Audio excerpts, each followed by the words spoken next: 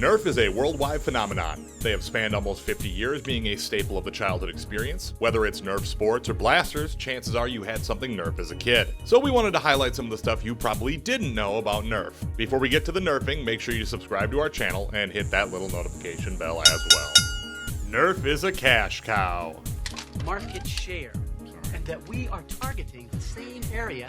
It's tough to sustain a market in the toy game due to the ever-changing nature and technology, and, well, because kids don't stay kids forever. Toy makers have had to come up with new ideas for toys that people will want to buy. So that means that the hot toy of 2017 may be gone by Christmas time next year, or an old toy will get repackaged and brought back for a new generation, which makes it pretty difficult for toy makers to find and sustain profits.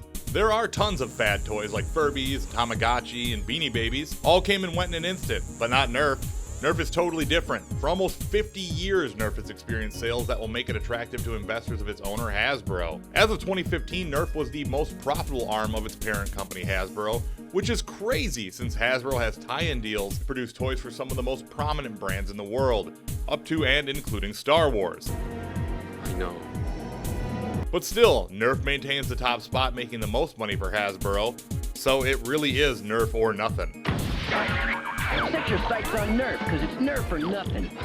The Nerf Ball. Hey, let's play ball. In the house? Sure. Hey, what are those things anyway? They're Nerf balls. If you think Nerf, you're probably thinking blasters, epic firefights, and if you're old enough, getting pummeled by the Ballzooka. But for all the amazing things Nerf makes now, when they started out, they made just one thing: a ball. Back in 1970, the first Nerf product, the Nerf Ball, was introduced. Nothing else, just a foam ball. Just trying to imagine opening a birthday present and finding a plain old foam yellow ball sounds like a recipe for the worst gift ever. But almost 50 years ago, the idea of a ball that could be used indoor without fear of smashing windows and breaking all your parents' knickknacks was a huge boon. And from that simple little Nerf ball, an empire was spawned. So next time you're having an office war, take a second and lob a foam ball across the battlefield, out of respect. Let's go, a little hustle here! Nerf mods and cosplay.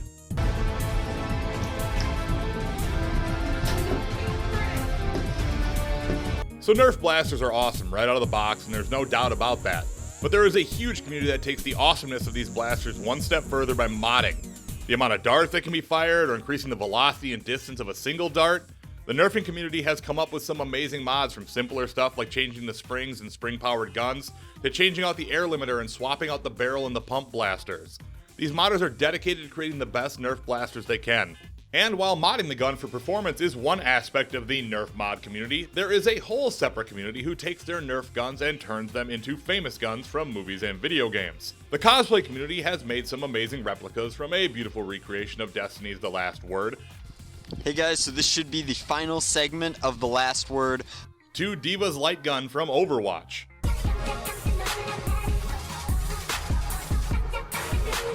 But this modding community is one of the big reasons that Nerf has sustained its financial success over the last 50-ish years. So thanks, modders. So what I believe you were trying to say is thank you. Thank you. You're welcome. The giant Nerf Blaster. You're up. The only way to truly make Nerf blasters any better would be to make them bigger, like a ton bigger. Like so big that you'd need a Jaeger from Pacific Rim or a Transformer to hold them big. Well, that's what Mark Rober, a former NASA engineer, decided to do. He built a giant N-Strike Maverick replica that is as tall as he is and can fire darts at up to 70 miles per hour. Now if you could just make a bunch of giant Nerf guns, the video of a giant Nerf gun fight would probably break the internet so bad that nothing would ever be able to repair it.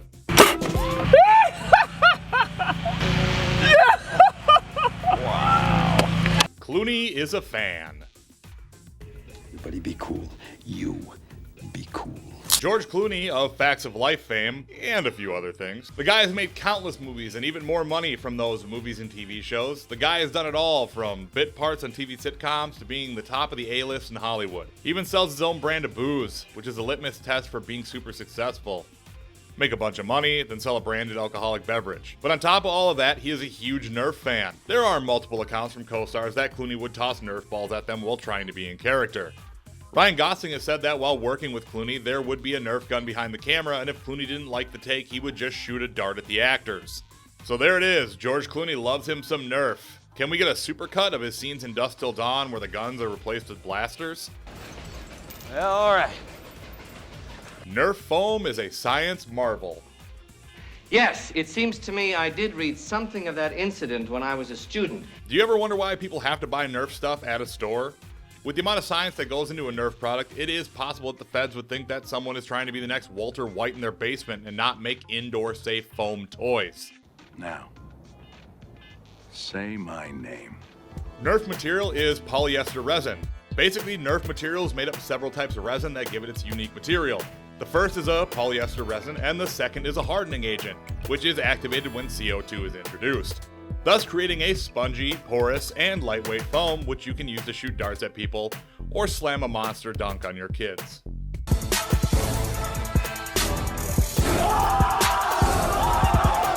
Nerf Leagues. As the clock ticks down, only the team with the most heart and the sharpest skills will be called champion. So you know paintball, right? Well, now replace that with Nerf guns and you have Nerf Leagues. These leagues are endorsed by Hasbro and have all the customs that come along with any other competitive sport, including rules and regulations on blasters and what type of mods are allowed, if any. Nerf Leagues are popular enough that the military bases like Camp Pendleton in San Diego, California allow their training spaces to be rented out for Nerf League events. I don't know about you guys, but I would absolutely watch a Nerf League championship on Twitch.tv. I mean, more so than some of the other esports they show now. All individually, they're looking very, very... They don't know where they're going, are they? Naming origins. Nerf is a weird name for a foam ball or a line of awesome blasters and guns, and many people will tell you that the name is an acronym for non-expanding recreational foam, which is why the darts are made from a spongy porous material. But that acronym is listed nowhere on any Nerf product ever made, ever. So that name origin is the stuff of urban legends, to say the very least. An urban legend. Contemporary folklore passed on. So where did the Nerf name come from then? Well, oddly enough, it came from drag racing.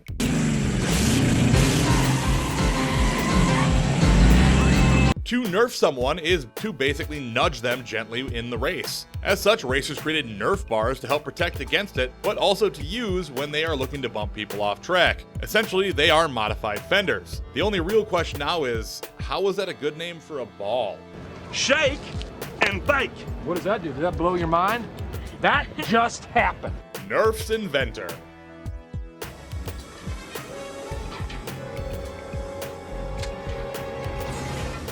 When you think of monolithic pillars of industry, you think of crowded boardrooms, R&D departments, and focus groups to make sure they have found the perfect toy or gadget for a select segment of the populace. Well, not with Nerf. It was invented by one guy in Minnesota. Can't express how lucky you have to be. I've had a lot of bombs. A lot of turkeys. Ren Geyer came up with the idea for an indoor-safe volleyball game and pitched it to Parker Brothers. After examining Ren's volleyball game, Parker Brothers decided that everything had to go but the ball, and thus the Nerf Ball was born, the first official indoor ball for mankind. For playing outdoors, look for them in the Nerf section of the toy department. Soft toys. Oh yeah, Ren Geyer also invented the popular game Twister. Oh, you gotta get it! Yeah, Twister! Lightning round. For this last entry, we wanted to rapid fire some cool facts that wouldn't make up a whole entry, so you would be in the know, you know? And if you don't know, now you know. The monkeys appeared in the first Nerf commercial in 1970. Spongy foam, that doesn't hurt anything. The Nerf football was invented by Minnesota Vikings place kicker Fred Cox. Nerf football, rah, rah, rah. The Super Soaker is a Nerf product being acquired by Nerf in 2010. It's a water gun of a higher caliber. 1992 was Nerf's biggest year in history as they introduced their first blasters, the sharpshooter, and the slingshot. The commercial for those blasters featured a young Seth Green. Definitely.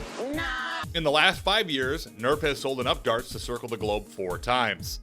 Nerf has a giant testing facility where they simulate a variety of environments to see how a blaster performs. Locales include bedrooms, office cubes, and basements. We're going to need to go ahead and move you downstairs into storage B. No. Early Nerf marketing's tagline was, "Throw it indoors, you can't damage lamps or break windows, you can't hurt babies or old people."